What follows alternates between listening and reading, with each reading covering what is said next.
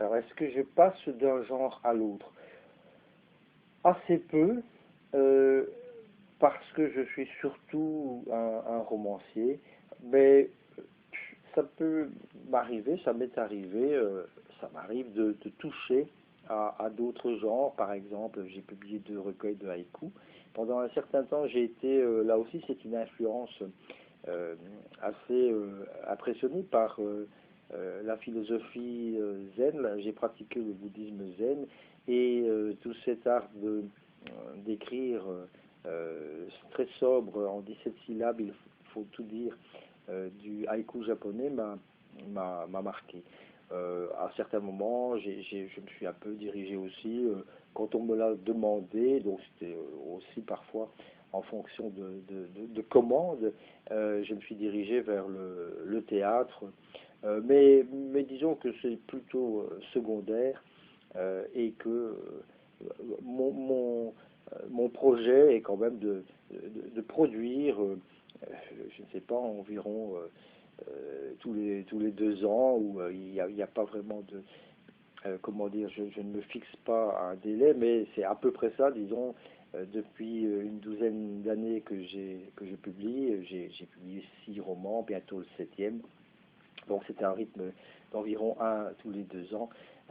Ça c'est vraiment mon idée. C'est tant que j'ai comment dire, des provisions dans ma banque de sujets, eh bien de continuer à écrire des romans aussi bons que possible. Quels sont mes centres d'intérêt? À part la littérature, ben,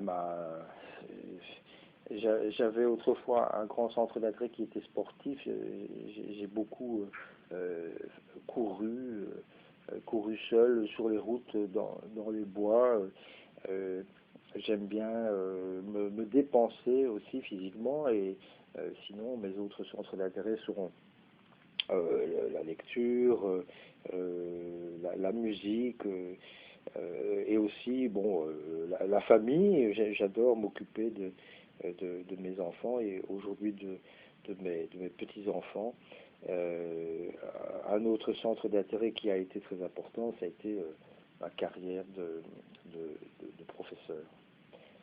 Donc le fait de transmettre aux autres cette passion pour l'écriture dans le cadre du cours de français, ça m'a beaucoup stimulé. Alors comment se déroule une journée normale pour moi? Bon, eh bien, pour le moment, c'est encore une journée où une bonne partie du temps est utilisée par mon métier, à savoir l'enseignement, donc donner cours, préparer mes cours et corriger mes copies. Sinon, pendant les phases où j'écris, hein, quelques mois où je dois m'isoler, je ne peux pas écrire n'importe où, n'importe quand, je dois trouver du calme, un temps de solitude, de quelques heures, généralement plutôt en fin de journée, dans mon bureau, avec toutes mes habitudes, avec mon stylo préféré, avec mon ordinateur, mon papier et la tache de lumière de ma lampe de bureau sur le sous-main, pour écrire. Mais ce n'est pas forcément toujours ma journée type, hein, puisque pendant toute une bonne partie de mon temps, je n'écris pas forcément. J'ai comment dire, des difficultés à entrer dans un nouveau projet tant que le précédent n'est pas achevé, c'est-à-dire qu'il faut que le roman précédent soit publié, soit dans les rayons, que j'ai répondu à des interviews, que l'affaire voilà, du roman précédent soit classée pour que je puisse entamer le suivant, donc je n'écris pas constamment. Comment gérez-vous votre vie familiale et votre vie d'écrivain, demandez-vous? Je pense à peu près comme tout le monde, c'est-à-dire que la plupart des gens qui ont eu une passion à côté de leur métier et de leur vie familiale, ils s'arrangent pour organiser leur temps afin de ne rien sacrifier. Je pense que ça demande simplement une bonne gestion de la vie quotidienne et peut-être aussi quelque chose que le bouddhisme enseigne, qui est très difficile et que je ne réalise pas forcément toujours, mais le fait d'être 100% présent dans ce que l'on fait au moment où on le fait, et donc de ne pas faire les choses à moitié, donc être là pleinement quand on est dans sa vie familiale, et puis être là pleinement quand on est dans sa vie d'écrivain ou dans sa vie d'enseignant ou de professionnel de tel ou tel métier. Vous demandez si je lis beaucoup, je répondrai que je lis beaucoup moins depuis que j'écris. C'est-à-dire que j'ai lu quelques centaines de livres avant. Je me souviens que je notais quand j'étais jeune, et puis assez longtemps j'ai noté tous les titres que je lisais, et j'en étais à un peu plus de 1000 ou 1200, je ne sais plus, quand j'ai cessé d'écrire. Donc c'était tout de même assez régulier. Et depuis que je publie, je lis moins. Peut-être parce que c'est difficile d'avoir une activité en même temps de production d'une œuvre personnelle et de découverte des œuvres des autres. Et puis aussi, peut-être parce que bon, j'ai fait un peu le tour des écrivains que j'adore, qui ne publient pas forcément toujours de nouveaux livres. Et donc, quel genre de livres je préfère? Bah, les livres qui m'apportent un plaisir lié à l'imaginaire et aussi à l'usage de la langue. J'apprécie beaucoup les écrivains qui écrivent. C'est peut-être une sorte de banalité, mais elle n'est qu'apparente. Donc, on est, il me semble, dans une époque où on refuse un peu l'écriture. Donc, on voudrait que les gens racontent voilà, leur vie quotidienne, de manière très simple, sans travail sur les mots. Je ne suis pas du tout attiré par ça. J'aime assez les livres où le travail sur les mots est prépondérant, et j'ai beaucoup lu des écrivains classiques comme Balzac. J'aime beaucoup Simenon, j'aime Perec, j'aime Patrick Modiano, j'adore Jean Echenoz. Voilà. Qu'y a-t-il de passionnant dans le métier d'écrivain? Je pense que c'est un métier qui nous permet, j'ai une formule que Georges Perec, je pense, emploie aussi quelque part, mais pas tout à fait comme ça. Je cherche, en somme, deux mots qui sont lisibles dans un sens ou dans l'autre. Si vous prenez le mot trace et que vous le lisez dans l'autre sens, vous obtenez le mot écart. Et je cherche à la fois l'écart et la trace. L'écart parce que écrire me permet d'échapper à ma vie quotidienne, et donc de plonger dans d'autres peaux, comme un acteur aussi qui joue un rôle, hein, plonge dans un personnage différent. Donc je plonge dans d'autres peaux, j'entre dans des vies différentes de la mienne, je m'écarte de la vie quotidienne. Parfois j'ose des choses que je n'oserais jamais dans ma propre existence. Et puis d'autre part la trace, c'est-à-dire garder précisément une trace. Voilà, le fait d'avoir sur mon étagère quelques ouvrages qui portent ma signature, c'est un peu comme l'artiste qui contemple, enfin contemple pas forcément, mais qui assiste à une exposition de ses propres toiles, ou au musicien qui réécoute un disque qu'il a enregistré. C'est une trace de moi-même, la trace d'un moment de ma vie. Je n'écrirai pas forcément aujourd'hui un livre que j'ai publié il y a 10 ans, mais c'était ce que j'étais à ce moment-là. Et d'autre part, la trace d'autres hommes ou femmes qui ont vécu avant moi et dont parfois je raconte la vie, puisque certaines de mes histoires, certains de mes romans sont consacrés à des vies réelles. Par exemple, Maman Jeanne raconte l'histoire de l'une de mes arrière-grand-mères, ou Nuageo raconte la vie d'un moine bouddhiste zen japonais qui s'appelait Ryokan. Là aussi, je laisse une trace de ces existences. Est-ce que j'ai eu des moments de doute pendant lesquels j'ai décidé d'abandonner? Je n'ai jamais décidé d'abandonner, mais j'ai eu évidemment des moments de doute. Ça c'est certain. Je vais même dire que j'ai constamment des moments de doute et que je connais beaucoup d'écrivains qui sont dans une sorte de doute permanent.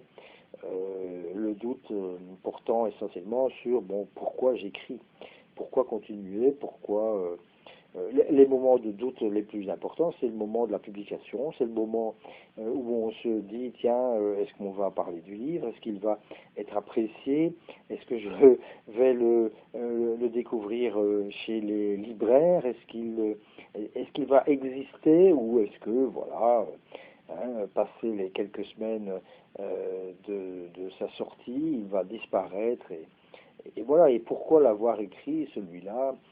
Grand moment de doute au moment de la rentrée littéraire, quand vous apprenez que 600 romans environ nouveaux sortent, et que vous vous dites, il y en a un à moins là-dedans, et pourquoi le mien serait-il plus lu, plus intéressant, plus attirant pour le lecteur moyen que d'autres. Donc bien sûr, je doute. Alors comment se fait-on un nom? Faut-il être très médiatique, très populaire? Il faut jouer raisonnablement le jeu des médias, je pense.